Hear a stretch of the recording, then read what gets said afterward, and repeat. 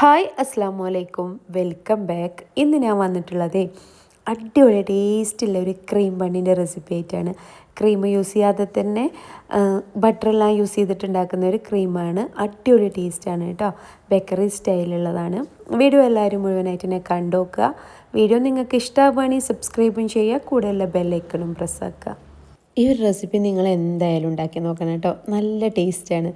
കുട്ടികൾക്കൊക്കെ ഭയങ്കരമായിട്ട് ഇഷ്ടപ്പെടുന്ന ഒരു റെസിപ്പി തന്നെയാണ്.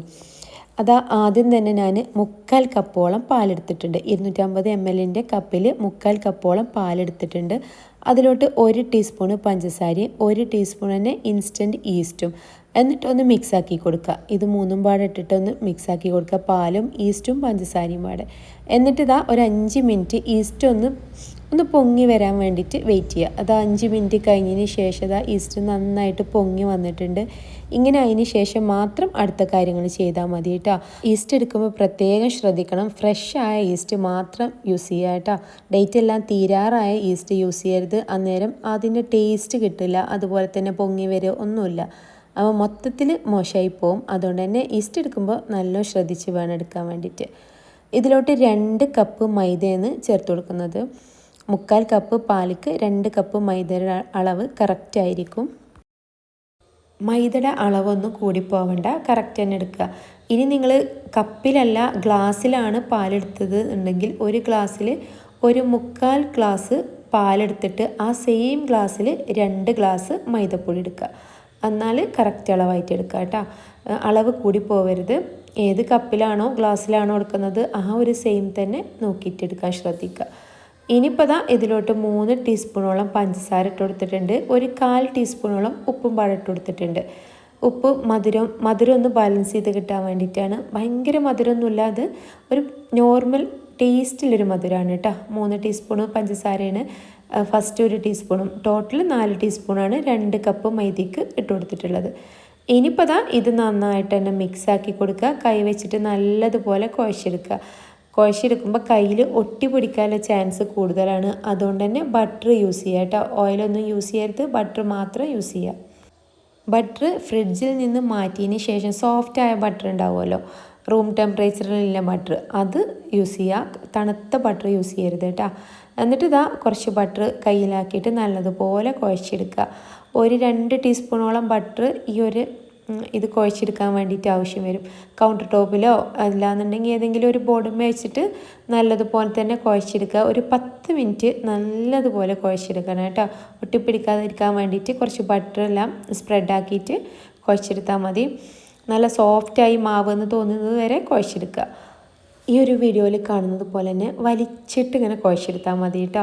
ചപ്പാത്തിക്ക് കുഴക്കുന്നത് പോലെ കുഴച്ചെടുക്കരുത്. ഇതുപോലെ ഇങ്ങനെ വലിച്ച് കുഴച്ചെടുക്കുക. എന്നാലുള്ളൂ ഉള്ളിൽ നല്ല സോഫ്റ്റായിട്ട് ബണ്ണ് കിട്ടുള്ളൂ. അതിനു വേണ്ടിയിട്ടാണ് ഇങ്ങനെ വലിച്ച് കുഴച്ചെടുക്കുന്നത്. ഒരു 10 മിനിറ്റ് കൊണ്ട് തന്നെ മാവിൻ്റെ ടെക്സ്ചറേ മാറിപ്പോകും കേട്ടോ. നല്ല സോഫ്റ്റായിട്ട് കിട്ടും. അത് നിങ്ങൾക്ക് കാണുമ്പോൾ തന്നെ അറിയാം മാവ് നല്ല അടിപൊളിയായി വന്നിട്ടുണ്ട് എന്നുള്ളത്. ഇനിയിപ്പോൾ ദാ ഇതൊരു 1.5 മണിക്കൂറോ അല്ലാന്നുണ്ടെങ്കിൽ 2 മണിക്കൂറോ, അത് നിങ്ങൾ 1.5 മണിക്കൂർ കഴിഞ്ഞിട്ടൊന്ന് നോക്കിയെടുത്താൽ മതി. മാവ് നല്ല പൊങ്ങി വന്നിട്ടുണ്ട് എന്നുണ്ടെങ്കിൽ അന്നേരം തന്നെ ഉണ്ടാക്കിയെടുക്കുക. അല്ലാന്നുണ്ടെങ്കിൽ 2 മണിക്കൂർ വെച്ച് കൊടുക്കുക കേട്ടോ. എനിക്കിപ്പോൾ അത് 1.5 മണിക്കൂർ വെച്ച സമയത്ത് തന്നെ കറക്റ്റായിട്ട് നല്ല പൊങ്ങി വന്നിട്ടുണ്ടായിരുന്നു. മുകളിൽ കുറച്ച് ബട്ടറും പാടെ സ്പ്രെഡാക്കിയതിന് ശേഷം ഒന്ന് അടച്ച് വെച്ചാൽ മതി. എൻ്റെ കഴിഞ്ഞ വീഡിയോസിനൊക്കെ നിങ്ങൾ തന്ന സപ്പോർട്ടിന് ഒരുപാട് താങ്ക്സ് കേട്ടോ. നല്ല കമൻറ്റ് വന്നിട്ടുണ്ടായിരുന്നു. എല്ലാ കമൻസും വായിക്കാറുണ്ട്. എല്ലാ കമൻസിനും ഞാൻ റീപ്ലൈ കൊടുക്കാറുണ്ട് കേട്ടോ. അതിലൊരു കമൻറ്റ് വന്നിട്ടുണ്ടായിരുന്നു, നെയ്യപ്പത്തിൽ അപ്പക്കാരൻ ഇട്ട് കൊടുത്തിട്ടില്ല എന്നുണ്ടെങ്കിൽ, ബേക്കിംഗ് സോഡ ഇട്ട് കൊടുത്തിട്ടില്ല എന്നുണ്ടെങ്കിൽ നെയ്യപ്പം ശരിയാവുമോ എന്നൊക്കെ ചോദിച്ചിട്ട്. നെയ്യപ്പം ശരിയാവും കേട്ടോ. ആ ഒരു വീഡിയോയിൽ കണ്ടിട്ട് അതുപോലെ ഉണ്ടാക്കിയെടുക്കുകയാണെങ്കിൽ നിങ്ങൾക്ക് പെർഫെക്റ്റ് ആയിട്ട് തന്നെ നെയ്യപ്പം കിട്ടും. ഒരുപാട് നല്ല കമൻറ്റ് വന്നിട്ടുണ്ടായിരുന്നു, ഉണ്ടാക്കി നോക്കിയിട്ട് ശരിയാവാത്തവരാണെന്നൊക്കെ പറഞ്ഞിട്ട്. ഇനി അതേപോലെ ഉണ്ടാക്കി നോക്കിയിട്ട് പറയാം എന്നൊക്കെ പറഞ്ഞിട്ട് ഒരുപാട് താങ്ക്സ് കേട്ടോ. ഇത് കണ്ടില്ലേ മാവ് നല്ലതുപോലെ പൊങ്ങി വന്നിട്ടുണ്ട് എന്നുള്ളത്. അത് 1.5 മണിക്കൂർ കൊണ്ട് എനിക്ക് നല്ലതുപോലെ മാവ് പൊങ്ങി വന്നിട്ടുണ്ടായിരുന്നു. ഇനി ഇത് ഒന്നും ചെയ്യണ്ട, ഇനി കുഴച്ചെടുക്കൊന്നും വേണ്ട, കറക്റ്റ് ബോൾസ് ആക്കി എടുത്താൽ മതി കേട്ടോ. ഇതിങ്ങനെ കത്തി വെച്ചിട്ട് കട്ട് ചെയ്ത് എടുക്കണം ഒന്നൊന്നുമില്ല, ആ ഒരു പാത്രത്തിൽ തന്നെ ബോളാക്കി എടുക്കാം. ഞാനിപ്പോൾ അത് ഒരുപോലെ ഈക്വലാക്കിയിട്ട് കട്ട് ചെയ്യാൻ വേണ്ടിയിട്ടാണ് ഇങ്ങനെ ചെയ്തത്. എന്നിട്ട് ഞാൻ പിന്നെ ചെറുതും വലുതും എല്ലാം ഉണ്ടാക്കിയെടുത്തു കേട്ടോ. മോന് പറഞ്ഞു കുറച്ച് ചെറുത് വേണം, അവൻ്റെ ഫ്രണ്ട്സ് എല്ലാം വരുന്നുണ്ട് കാരണം. അന്നേരം ഞാൻ കുറച്ച് ചെറുതും ഉണ്ടാക്കിയെടുത്ത് കുറച്ച് വലുതും ഉണ്ടാക്കിയെടുത്ത് കേട്ടോ. പെട്ടെന്ന് പറഞ്ഞതായിരുന്നു. ഞാൻ വീഡിയോയിൽ കാണിക്കുക ഇതിൻ്റെ മുന്നേ ഒന്ന് ചെയ്തിട്ടുണ്ടായിരുന്നു, അടിപൊളിയായിട്ട് വന്നിട്ടുണ്ടായിരുന്നു. അതുകൊണ്ട് പിന്നെ ഞാൻ ഉണ്ടാക്കിയെടുത്തപ്പോൾ കുറച്ച് മാത്രമേ ഉണ്ടാക്കിയെടുത്തുള്ളൂ. അത് ഒരു പ്രാവശ്യം ഉണ്ടാക്കിയെടുത്തതല്ലേ എന്ന് വിചാരിച്ചിട്ട്. അന്നേരമാണ് അവൻ്റെ ഫ്രണ്ട്സ് എല്ലാം വരുന്നുണ്ട് എന്ന് പറഞ്ഞത്. ഇതാ നല്ല സോഫ്റ്റ് ആയിട്ട് തന്നെ ഇതുപോലെ തന്നെ കുഴച്ചെടുത്തിട്ട് ഇങ്ങനെ ബോൾസ് ആക്കി എടുത്താൽ മതി കേട്ടോ. പിന്നെ ഇതാ കുഴച്ചെടുക്കേണ്ട ആവശ്യമൊന്നുമില്ല, ഇങ്ങനെ എല്ലാതും ബോൾസ് ആക്കി എടുക്കുക. ഇതിൻ്റെ മുകളിൽ ഇങ്ങനെ ക്രാക്ക് ഇല്ലാത്ത രീതിയിൽ ഇങ്ങനെ കയ്യിൽ വെച്ചിട്ട് എന്താ പറയുക, ഈ ഒരു വീഡിയോയിൽ കാണുന്നില്ലേ അതുപോലെ അങ്ങനെ ചെയ്തെടുത്താൽ മതി കേട്ടോ. ക്രാക്കോ ഒന്നും ഇല്ലാതിരിക്കാൻ ശ്രദ്ധിക്കുക. എന്നാലും ചെറുതായിട്ടൊക്കെ ഉണ്ടാവും, എത്ര അത് ക്ലിയർ ആക്കിയാലും അത് കുഴപ്പമൊന്നുമില്ല. കാണുമ്പോൾ ചെറിയൊരു ഭംഗിക്കുള്ള ഒരു വ്യത്യാസം കുറവുണ്ടാവും കേട്ടോ, വേറെ പ്രശ്നങ്ങളൊന്നുമില്ല. ഇനി ഇങ്ങനെ ബോൾസ് ആക്കിയത് ഒരു 10 മിനിറ്റ് ഒന്ന് മാറ്റി വെക്കുക, ഒന്ന് പൊങ്ങി വരാൻ വേണ്ടിയിട്ടാണ്. ഈ ഒരു ബോൾസ് എല്ലാം ഒന്നും കൂടെ സോഫ്റ്റായി വരാൻ വേണ്ടിയിട്ട്. ഇനിയിപ്പോൾ അതാ ഞാൻ ഇതിക്കുള്ള ഒരു ക്രീം ഉണ്ടാക്കിയെടുക്കുകയാണ്. അടിപൊളി ടേസ്റ്റ് ആട്ടോ ഈ ഒരു ക്രീമിന്.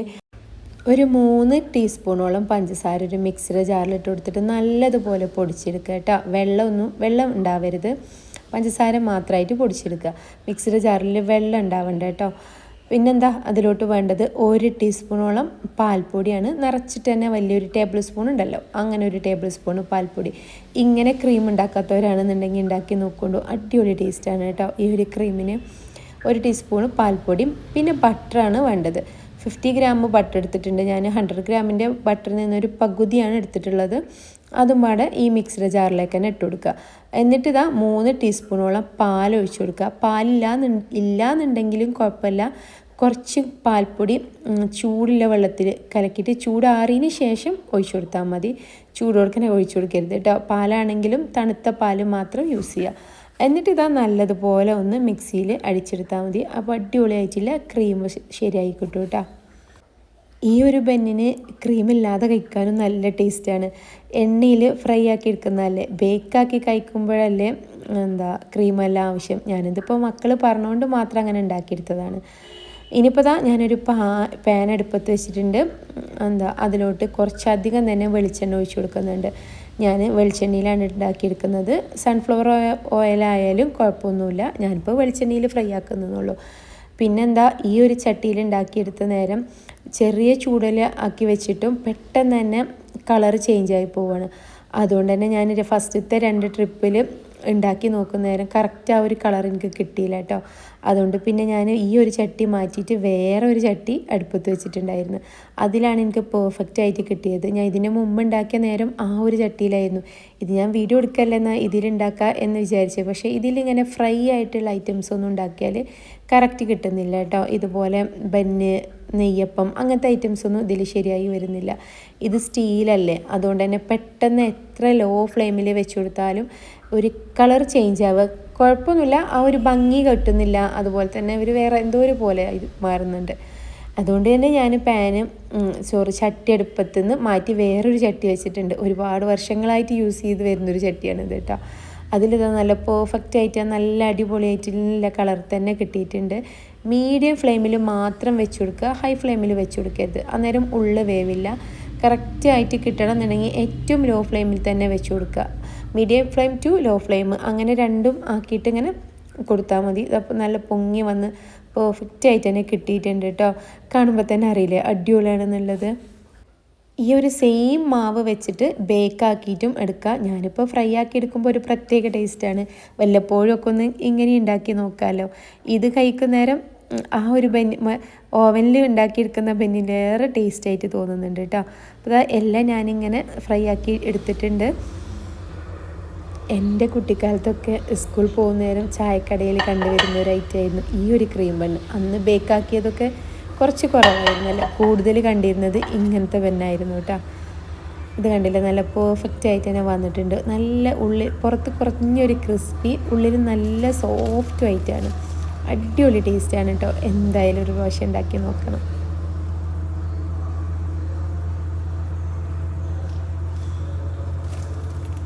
ഇത് ഫ്രൈ ആക്കിയ ബന്നാണെന്ന് വിചാരിച്ചിട്ട് ഒട്ടും ഓയിലൊന്നും കുടിച്ചിട്ടില്ല, കയ്യുമ്മ പോലും ആവുന്നില്ല കേട്ടോ.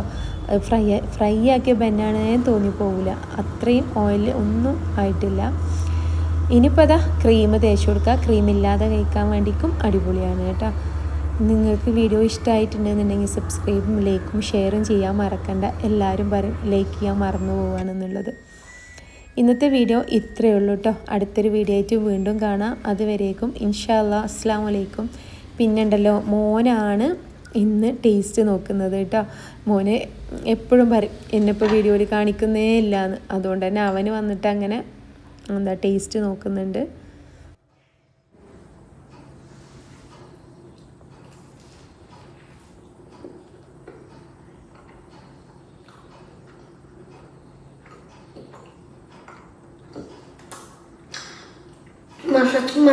എന്താ പറയണ്ടറിയില്ല, അത്രയും അടിപൊളി ടേസ്റ്റാണ് ഗൈസ്.